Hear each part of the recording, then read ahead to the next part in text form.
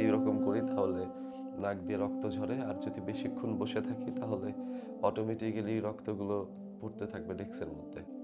মানে না কি করলেই আমার রক্ত বের হচ্ছে। আমি অনেক অসুস্থ, যার কারণে 1 সপ্তাহ যাবৎ অনলাইনে আসতে পারি নাই। এখনও যে আমি সুস্থ তা না, আমি এখন অনেক অসুস্থ। কথা বলতে গেলে আমার অনেক কষ্ট হচ্ছে। তারপরে শুধুমাত্র কথা বলতে আসছি আপনাদের জন্যে। আপনারা অনেকেই বলছেন, ভাই কি হয়েছে আপনার, মেসেজ করছিলেন এবং অনেকে আমাকে ফোন দেওয়ার চেষ্টা করছেন, বাট আমার মোবাইলটা যে কোনোভাবে মানে বন্ধ করে রাখা হয়েছে, কেউ আমাকে ফোন দিতে পারেন নাই। আর যে অনেকেই আমাকে মেসেজ দিয়েছেন, বিষয়টা ওইরকম না। আসলে কথা বলতে গেলে আমার খুব কষ্ট হয়, এরকম একটা সিচুয়েশন। আচ্ছা, আসলে মূলত কথায় আসি যে আমার কি হয়েছে। বিষয়টা হচ্ছে, আমি খুব চিৎকার করে কথা বলি, খুব গর্জকণ্ঠে কথা বলি, মানে খুব উত্তেজিত হয়ে কথা বলি। কারণ প্রতিবাদ কখনো নরম গলায় হয় না, সেটা উচ্চ কণ্ঠেই প্রতিবাদ করতে হয়। সো এই জন্য খুব উচ্চ কণ্ঠে কথা বলি। আজকে আমার কণ্ঠ এরকম দেখে অনেকেই ভাবতে পারেন যে ভাই আপনি কি ভয় পাইছেন, পোতায় গেছেন।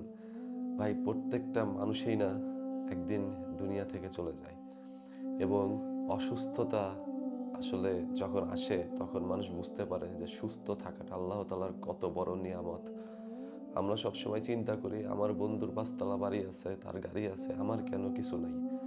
আসলে দেখেন, আল্লাহ তাআলা আপনাকে যেটা দিছে এরকম অনেক মানুষকে দেয় নাই। আপনি যে সুস্থ আছেন, এই সুস্থ কিন্তু অনেক মানুষ থাকতে পারে না। সেই জায়গায় আল্লাহ তাআলা আপনাকে আমাকে যে সুস্থ রাখছে, এইটাই সব থেকে বড় পাওয়া। সো টাকা পয়সা ধন দৌলত কোনো কিছু আপনার সাথে যাবে না ভাই। আপনি যদি সুস্থ থাকেন, এটা আপনার জন্য সব থেকে বড় নিয়ামত, এবং আপনি সুস্থ থেকে আপনি আখিরাতের জন্য কি করতে পারছেন, এটাই হচ্ছে সব থেকে বড় কথা। আসলে শয়তানের প্ররোচনায় পড়ে বা শয়তানের ধোঁকায় আমরা কখনোই ভালো কাজ করতে পারি না। আমি প্রতিদিনের মতোই সকালে আসি ভিডিও শ্যুট নিতে। এসে আমি যখন ক্যামেরার সামনে কথা বলছিলাম, তখন যেন আমি ফিল করতে থাকি যে আমার মাথা তীব্র পরিমাণ ব্যথা হচ্ছে। এরপরে আমি আর ভিডিওটা করতে পারি না, আমি ঘরে গিয়ে বিছানায় শুয়ে পড়ি। ওই শোয়া থেকে আর উঠতে পারি নাই ভাই। 5-6 দিন একটানা আমি বিছানায় শুয়ে থাকি। শরীর এত পরিমাণ ব্যথা, জ্বর, যেটা আসলে আমি এর আগে কখনো অনুভব করি নাই।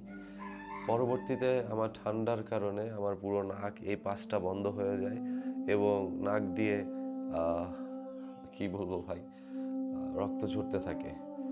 তো আমি যদি নাক একটু জোরে মানে এইরকম করি তাহলে নাক দিয়ে রক্ত ঝরে, আর যদি বেশিক্ষণ বসে থাকি তাহলে অটোমেটিক